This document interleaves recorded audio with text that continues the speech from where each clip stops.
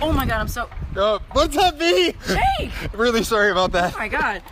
I don't think anyone's paying attention anymore. Yeah, of course I am. Who isn't? Good point. So there's a Pokestop right over there. Yeah, I saw. Someone just threw down a lure. Yeah? You want to go hang out and chat for a bit? That sounds Catch like a some good Pokemon? idea. Yeah, let's do it.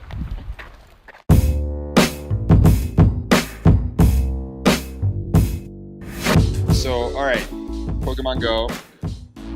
What team are you on? Instinct. And I didn't realize that there were reputations to each team when I picked it. I picked Team Instinct Team Yellow because it matched my outfit. Okay. Yeah. I picked Team Yellow because I'm also on Team Yellow. Okay, yeah. EA Team Yellow. Yeah. Because two of my friends were like, everyone is on red and blue, I'm joining yellow. Yeah, I know. It's ridiculous how like reputations and like rivalries cropped up so freaking quickly.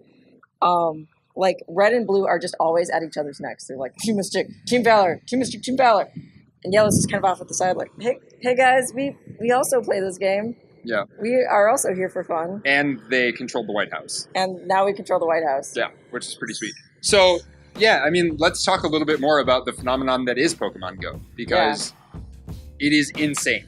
Yeah, it is insane. Like, insane is probably an understatement about how crazy this application is. It's changed so many social, like, I don't know what to describe it as. Like, people are interacting in a way that I have never seen before with an app like this. Yes. I guess Ingress kind of did it before. Yeah, but did they have 22 million daily users? No, they did not. Well, I didn't think so. Yeah. Did you ever play Ingress? I never played Ingress. Neither did I. I kind of regret it now because, like, I have been really enjoying myself just going out, exploring places. Yeah. Like, I have been to the park near my house, which has 3 Pokestops. Yeah. Which, for those of you, the people who don't know, this is obviously, like, this is the place that you go and get your loot, and you can check back in, like, every 5 minutes. Yeah. You can also put lures down, which we have right now. Hopefully we'll attract some Pokemon players while we're hanging out today. Mm-hmm. But, like, I've been to the park more times in the past week than I've ever been before. Yeah, I've never explored this park before. There's some awesome wall art over by the edge of River West. That's like an amazing graffiti mural that's a Pokestop. Yeah. I had no idea it was there. And so like I just kind of walked and appreciated the whole thing. Sure. So actually speaking of that, like the Pokestops are, so I was doing a bit of research and part of them are like Google Map integrations, like interesting hotspots that you would find kind of anywhere. Mm-hmm. So they're going to be like monuments or like really like Calatrava or something like that, or like Milwaukee Public Museum has Pokestops in it. Just you know, like cool, interesting places. So I was doing a little research, and not only are we talking about like Google Maps, like I was saying before, but you have things that are selected from users, and those are based on locations with a cool story, history, or educational value. Like things like pieces of art or unique architecture, which is why you might find some of these murals. Like near my house, there's like a butterfly mural. Yeah. Like I was just talking to my mom who started playing. She's never played a Pokemon game in her life. Is she having fun? She is. Does she know what she's doing? I think she's figuring it out. Okay. She texted me the other day. She's like, I caught 12 Pokemon while I was at work. I hope that's okay. They just kept walking into the store. Oh my gosh. Like every drive to work is just like, well, I'm not driving, but I'm getting a ride to work and I'm just like getting every stop on the way there. So I work from home, and our home, right, is really near 3 Pokestops. Yeah. I have been working outside. It's been really nice out. So I've been like working outside on my laptop on my porch. Yeah. And I'm on the 3rd floor, so I can like look down and see. I have seen at least 20 people that are driving their car with their Pokemon Go out. Like, and they like stop and tap, or they're just driving and going, which is, super dangerous. There has already been a crash where someone openly admitted that they were playing Pokemon Go, and they did that. I think someone is definitely going to die playing this game. Absolutely. People have been using lures, which, like, you know, we threw up a lure hoping that people would come and hang out with us. Yeah. But, like, smart people are also putting lures up to lure dumb people and take their stuff. It's really feeding that urban exploration thing that I've always wanted to get into. It is. And actually, like, this is definitely deliberate because just looking at some of the, like, the research I was doing, John Henke, who's the VP of Niantic Labs, in 2014, when we're talking about Ingress here, though, he said he wanted people to look around with fresh perspectives on the places they pass by every day, looking for the unusual, the little hidden flourish, or the nugget of history. And, like, it's definitely doing that. Yeah.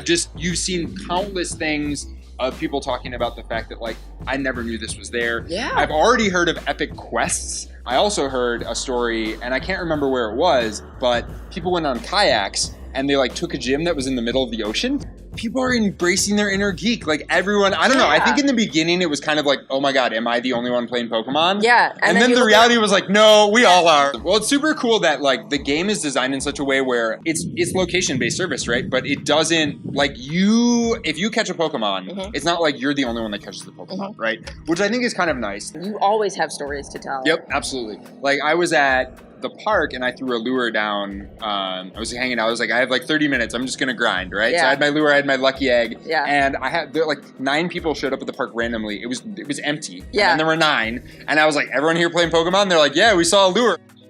This game is incredibly amazing. Yeah. And it's breaking records everywhere. Okay, so I'm just going to go off some laundry list stats that I found out. Yeah. In the Google Play Store, Pokemon Go has between 10 and 50 million downloads already. And it's been, what, like a week or so? It came out on the 6th of July. Okay. So it is currently, we're recording this on the 14th. Yeah. iTunes, I don't really have a clue. I couldn't find it out. The estimate was 7.5 million downloads 3 days ago.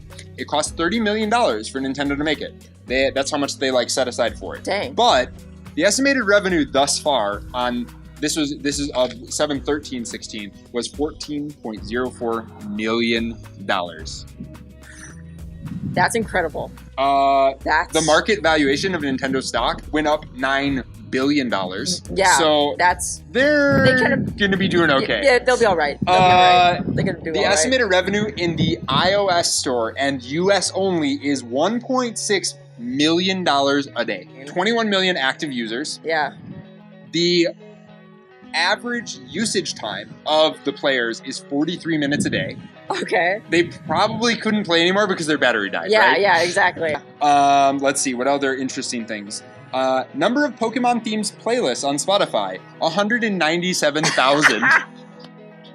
I mean, it's kind of interesting, like, a couple of my friends were in a Facebook chat. It's like Poke Squad, right? Yeah. And so we're all playing, you know, a few of them are on like red and blue, and it's unfortunate because we can't all be Team Unity. But they were talking about the fact that, like, they were at a park and randomly someone showed up with 2 cases of PBR. Like, someone they didn't know, and they were just like, hey guys, everyone's Pokemoning, come grab a beer and hang out. That's awesome! And so you have these organic things, like people have been organizing Pokemon Go pub crawls. Yeah. Like city walks, like all these different things that are happening because of this game. Yeah. Which is just remarkable. And there's definitely a few locations here where I think that, like, Ingress and, not Ingress, I'm sorry, where Niantic kind of dropped the ball a little bit. Yeah. So there's apparently a list that's being circulated about, like, places that are requesting to be removed from Pokestops. Oh. One of them being the U.S. Holocaust Memorial Museum. Oh. Where someone caught a coughing. Ooh. Yeah, flavor fail. Ooh. I mean, I know it's random. Yeah. And so forth. It's like, hard to but you control want it. yeah. Yeah. Another place was the Arlington National Cemetery. They tweeted out, "We do not consider Pokemon Go to be an appropriate decorum on the grounds of ANC. We ask all visitors to refrain from such activity." Yeah, I noticed that there's a few Pokestops in some cemeteries nearby that are, like, for, like, certain, like, interesting mausoleums or interesting statues. Yeah, and that's probably a byproduct of Ingress. Yes. Like, now you have 22 million people walking around every single day using the app. Yeah. I think they're probably going to want to revisit those policies. Yeah, exactly. Police station in Darwin, Australia was like, seriously, guys, stop coming in to try and catch whatever. Okay. All right.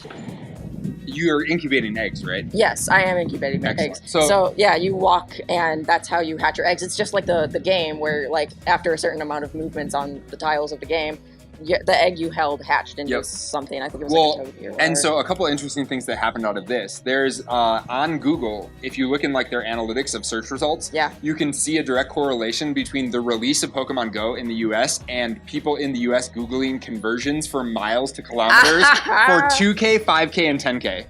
Because those are kind of the egg points, right? Yes, it is. So obviously people want to try and cheat. You were saying you can drive around and on a bicycle, which is something you could do in the original game. When on the Game Boy, it doesn't work. Yeah. I mean, I don't know. How long is this phenomenon going to last? I think considering how much content there is for Pokemon, like the IP out there, that has not been explored yet in the game, I think it has a pretty long life. Sure.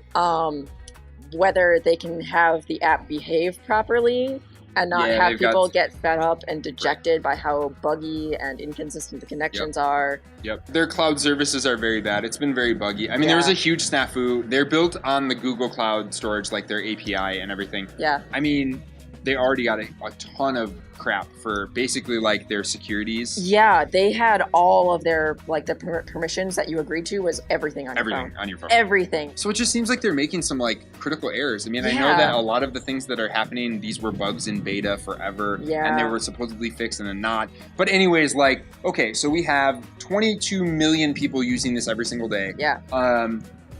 We have, I mean, people are driving while playing Pokemon. Yeah. They're like wandering into the street. I think like bad things are happening. I definitely, you know, I don't want to say that Pokemon Go is going to be responsible for horrible things, but like it will be a byproduct. Yeah. You know, like when people get in accidents for using their phone on, like while driving or whatever, they don't blame whatever app they were using. They just kind of blame the use. Right. I mean, but I think for now, because of like the PR, they might. Yes. Right. Because it's such a phenomenon. It's like we're gonna take any chance we can or any moment we can to like demonize this thing. Right. Or literally. I mean, or it could just be clickbait, right? They want. Yeah. You know, exactly. I mean, we came out of break to talk about Pokemon Go. Yeah. Right? We're hoping that people like the episode. So, but I think that, like, overall, I definitely think it's positive. You know, my friend has been talking about, like, people taking back their city. He's been talking about the fact that he's seen a really interesting mix of, like, age range, you know. Yeah. I mean, it's like, you would not suspect some of the people that are Pogo players. Yeah. You know, they're, like, older parents, like, who are, like, or your mom, for example. My mom. Like, has never played Pokemon before. That blew my mind that she was playing. Well, and I heard someone, you know, it was, like, I think it was quoted from... You know, some smart person on the internet was talking about it, but they were like, Pokemon Go has done more in the past week than Michelle Obama has done in 8 years in office for combating childhood obesity. Oh my God. I mean, I don't know. You need to walk a lot to be able to, like, get in shape. But it's getting them out of the house. They're not being, you know, they're not sitting there anymore. It's daily exercise. People are going on epic quests to try and catch their Pokemon. I know that the company that built Pokemon Go is talking about, like, they want to do training. They want to do so many other things. Yeah. So I do think it's really gonna take off and probably will continue to grow even more. Yeah. We'll see. You know, obviously there's so much potential for commercialization. Like, I hope that the game doesn't get flooded with ads or have some kind of like premium service where you like pay money. You know, obviously you can buy. That way. There's in-app purchases. Yeah, you can buy Pokeballs and potions and all the things that you need. But I just hope that it doesn't get too watered down by that stuff. Because, like, the reality is the fun element, at least for me, is it's about exploring your city. It's about walking around. It's a very pure experience. One of the things I don't like about this app is that you can't have it on in the background. Right. It does nothing in the background.